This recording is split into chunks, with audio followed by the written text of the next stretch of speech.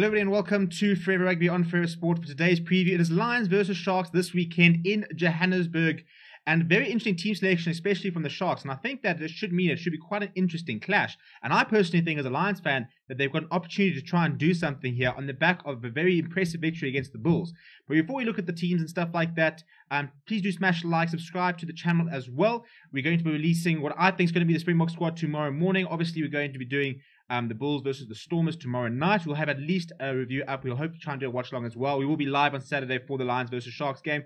And we'll be bringing you the Springbok squad update as well, when it is announced, as well as the press conference from Jacques Nienaber and Rassie Erasmus. But this weekend, it is round 5 of the Rainbow Cup SA. Next weekend is the final weekend of the group stage. So this is the penultimate week, really, in terms of the teams that will then go on to play in the final of the Rainbow Cup. They will go up north, up to Italy in Treviso, and they will play against the best of the Northern Hemisphere, which is currently Benetton. Munster could also potentially do something. A couple of teams which, if the right results go for them, they can try and make that final. But in terms of down here, right, so the Lions beat the Bulls. And it was a decent Bull side. You know, Jake White sitting there saying that, maybe if Mornay Steyn had played, or maybe they made a couple of selection-ish changes, it would have been different. But I also think it was a game where the Lions just pitched up and thought, you know what, we're kind of bored of losing. They've been working towards getting a big result, and they just played very well. It wasn't necessarily a case of the Bulls being bad. The Lions, I think, just played well, and you've got to give them credit for that. But this weekend, the Sharks have made a total of 10 changes to that starting lineup. Lots of players missing this weekend, whereas the Lions are unchanged. And so I think that the Lions will be looking at the Sharks side, and they'll be thinking that we can get at the Sharks side, we can try and get another result. So we look at the Lions side, as I said, it's completely unchanged. So you've got Steve Tole, Jacob Asaki, and Carlu Sari as the front rower. I think Carlu Sari could potentially be a name that could be part of that Bok 45. I think it's unlikely. I don't think he's actually been part of the lineman camps.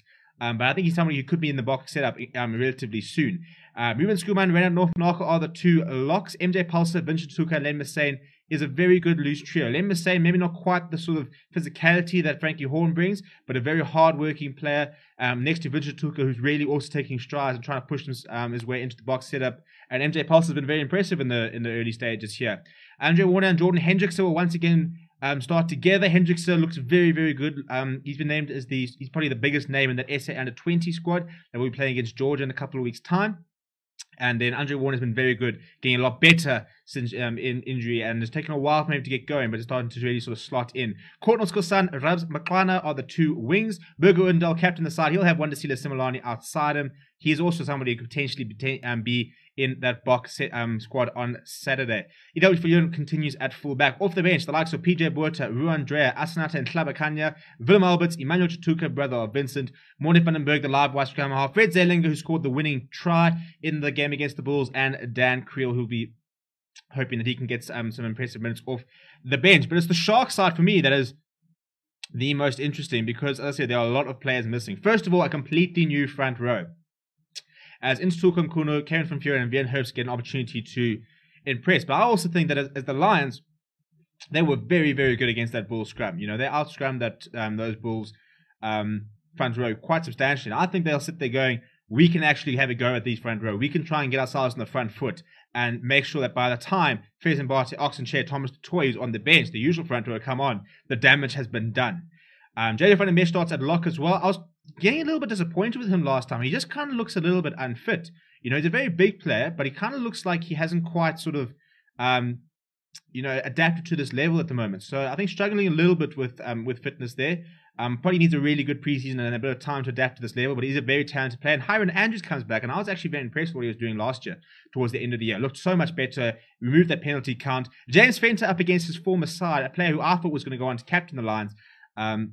So he'll be a very big addition to that Sharks row. Very good tackler, very good on the ball as well at the breakdown. Henko Fenter will captain the side in the absence of Lucanio and Pepsi Buthelezi, the former Baby Bok captain, will start at 8th man. Jaden Hendrickse, also potential Bok candidate, will start with Mani Liebach, who gets a rare start for the Sharks. It's usually Kieran Bosch. He's not in the 23, so Mani Liebach will get a run on. He's looked very good when he's come off the bench, so we're hoping to try and put in a very big performance there, because Buta Chamberlain is back from injury, and We'll be pushing him hard. The big name, Makazole Mapimpi, is back. World Cup winner, back from his stint with France. It was back for about 2 or 3 weeks now. They had to sort of do some testing and see where his fitness levels are, but he's been cleared and he will start this weekend. Marius Lowe, Werner Koch will start at outside centre. We were talking about in the watch along the fact that we'd like to see Koch having a bit of a run out in the centres, and I think that, I don't think he's got the pace for a wing, but I think that outside centre is very good defensively. That could be where he could slot in really as a 15s player. We've seen how Ruan Nel has been doing so well at the Stormers. Yao Penkle, the other wing, and then Anthony Folnick will start at full back. So this is what I'm saying. There's no Fassi, there's no Spoon Corsi, there's no Lekanya there's no Sia Khaleesi. Sigurd is injured. There's no Cohen Bosch. On the bench, Bez Mbate, Oxenchair, Thomas Toy, so it's a very good front row to be able to bring on. Ruben van Heerden, Timberlani, Bully, some nice physicality as well off the bench. Grant Williams is back in the lineup, which means there's no space for Sanele Nahamba, Buta Chamberlain, and then Jeremy Ward rounds it up. So, I mean, it's not a bad Sharks side, but I think it's a Sharks side that these Lions players, if they can start really well and kind of get underneath and get a bit of a front foot against the Sharks, win the scrums, win the lineouts, try and put this backline, which hasn't really played a lot of rugby together, under a lot of pressure. They can try and punish them. I think there's quite a lot. I think bench-wise, the Sharks' bench is much stronger. So it's for the Lions about, can we sort of, imprint ourselves on the game enough? And also, playing at altitude, it means that when the bench comes on, hopefully the Lions will have really sort of worn the players down. So this bench has to come on a little bit earlier. And the Lions characteristically are very good in the final 10. That's where they kind of sort of try and win games, protect their lead. So I think this is a starting 15 the Lions can really go after, and then they got to try and sort of weather the storm when a very good bench comes on. So it'll be very interesting to see. As a Lions supporter, I'm going to say Lions by 10. I think they can get at this team. I think that they've hopefully turned a bit of a corner. They look much more sort of back to the team of old. They are throwing the ball around and happy to try and attack the Lions. The Bulls, which will play into the Sharks' hand. They will enjoy a game which is a little bit sort of more open. It'll also be interesting to see the tactics the Sharks employ. Cohen Bosch very sort of executes a very big kicking game and lots of kick chases from Yao Penkle and Spoon Corsi. But Marty Libbok's tactical kicking isn't quite the same as Cohen Bosch. So it'll be interesting to see, are they going to have the same game plan, or does the new change of fly half necessitate a potential change in tactics? So it'll be quite interesting in terms of those sort of mini battles, those small nuances, what we will see this weekend. Let me know what you think is going to happen. I want your score predictions down in the comments below. Smash a like on the video. Do subscribe to the channel. My name is Steven, and I'll chat to you soon.